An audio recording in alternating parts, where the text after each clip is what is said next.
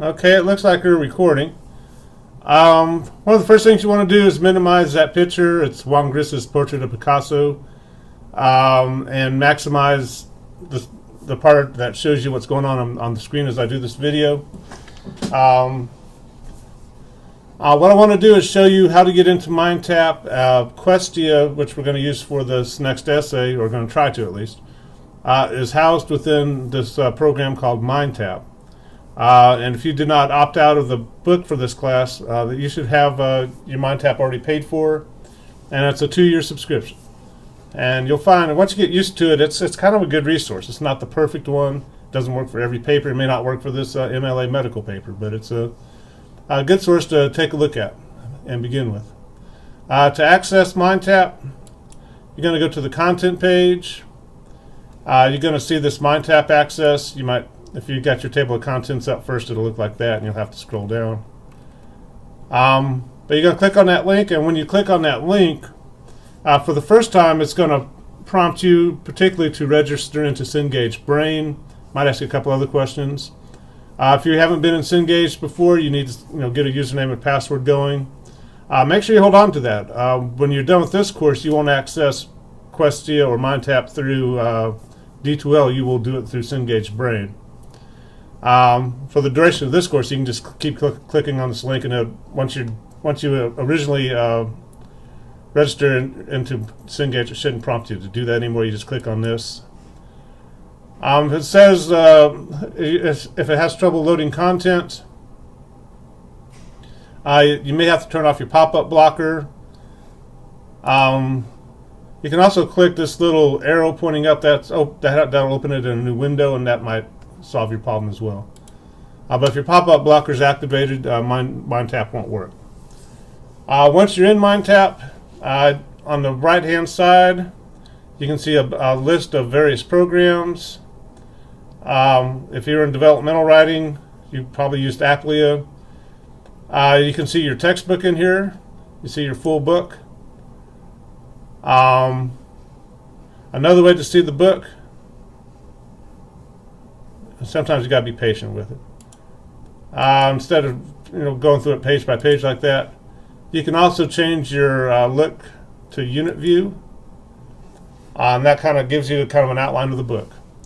So if I'm complaining about comma splices, for example, which I did on a few of your papers, you might come down here, go to chapter 19, and check out comma splices. I'm not going to size exercises, but if you're showing patterns of errors, you want to read up on it a little bit. There are online sources. The book's are really good. Does a really good job of explaining things and how to correct them. So the full textbook's on there. Some of you may have the paper version, which is great. If you don't, you have the e-version, which works well too. Plus the e-version's been updated for the MLA 8th edition, so that helps if you're getting confused there. The one program we're going to use for this MLA medical essay is Questia. This is the little eye icon. I have no idea why it's not a Q. There might be some copyright issue or something. I don't know. But you can kind of go through and play with the programs if you want to. But we're mainly going to use the book, the full book, and Questia. And you got to be patient when you click on it. Have a cup of coffee you can sip on, or because you are going through about 38 servers to get to this, so it's a little slower than you might want. What I'm going to want you to do is start a project. To do that, you click on Projects, and we're going to create a new one. You can see I got quite a few already going. I'm going to make that my currently active project. Go ahead and click that box, and I'm going to hit Save. Excuse me. Then, for this journal entry and for the essay, I want you to search your particular element that you're going to talk about. Got to spell it right. If you just do something like lung cancer, you're going to get 29,000 hits, right?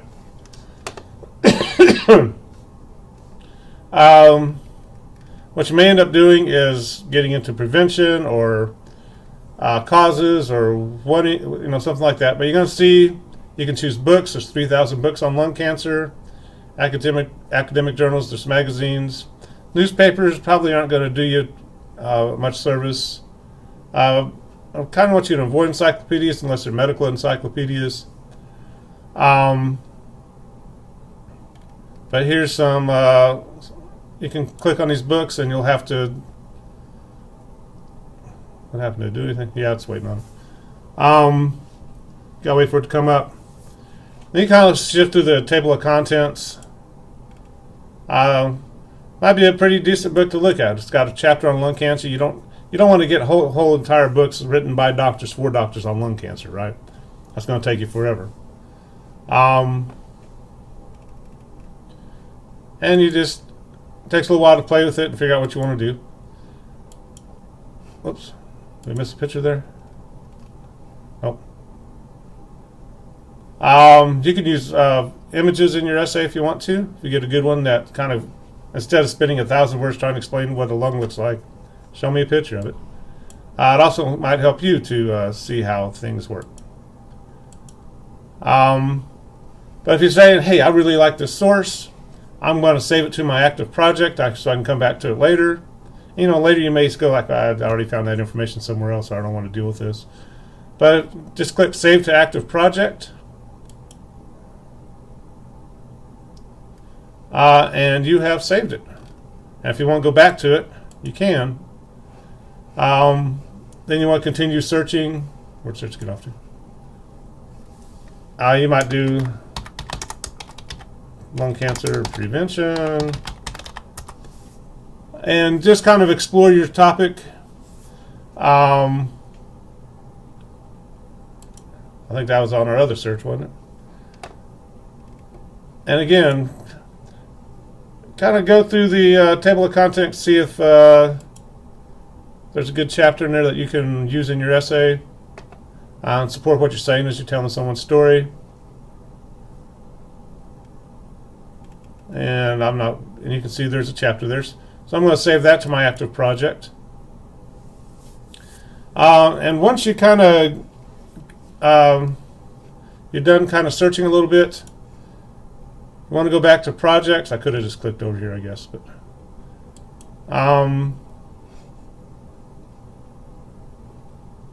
where's my active project?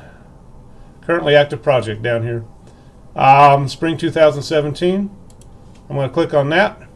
And the neat thing is you just click here. You hit Create Bibliography. And you want MLA 8. For our next essay, you want APA. But we want MLA 8. And boom, right there. It has done your works cited page for you. And even if you decide later on, well, I'm not going to use that book, at least you're kind of looking at something that shows you how to format in MLA 8th edition. And I'm looking for 3 sources for journal number 8. And I only have 2 here. You can export it to Word.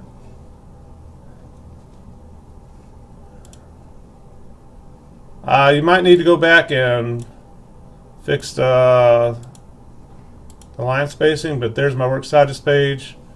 Nice and easy, right? And again, when we get to APA formatting and you're trying to figure out the difference between the two, Questia is kind of a neat tool just to go in there and click a couple of sources, get it to do a bibliography for you, and even if you don't use the sources, you got a good example of what things should look like. Got an extra spacing there. But it's kind of a neat tool. One problem is, you get a lot of stuff. You get thousands of books on a particular topic, and you got to get into those table of contents and see if it's something that's going to work for you. One other source you might consider, sorry about my voice, the databases here at Northeast State can be excellent sources. To get to the library, you just go to Students. This is off the Northeast State homepage, not in D2L. Go to Library, go to Online Databases. There's 1,000 databases, right? A good one to go to is Health and Wellness Resource Center. At some point, you may be prompted to put your username and password. It should be the same one you used to get into D2L, probably. If you change your D2L password, it should be the one you used to get into My Northeast. Health and Wellness Resource Center is an excellent source, especially if you know the exact name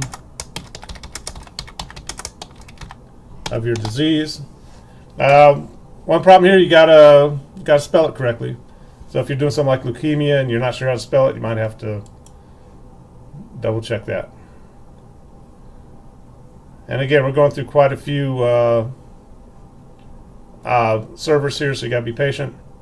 But these Yale Encyclopedias of Cancer, these are good sources. These are articles written for high school and college students doing research on medical topics. So sometimes within Questia, you'll get doctors writing for doctors, and they're going to lose you pretty quickly. This is written for students, at our level. It'll give you a good overall sense of what the disease is and all the aspects about it. It's been peer reviewed, which is nice. They cite their sources. It's a pretty good source. It may not be as detailed as you might want for some certain ideas, but for a good overall sense of what the disease is and how it works, it's a pretty good source. So that's another possibility. If Questia is not working for you, the databases might be the next good step to go to. So hopefully that helps a little bit. Again, when you get into longer essays, like here I got on this doublespeak thing,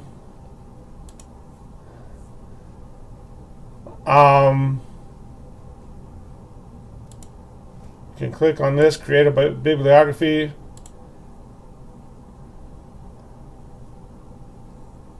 And boom. For a long paper like that, or using quite a few sources, as we're going to start getting into as we can move along.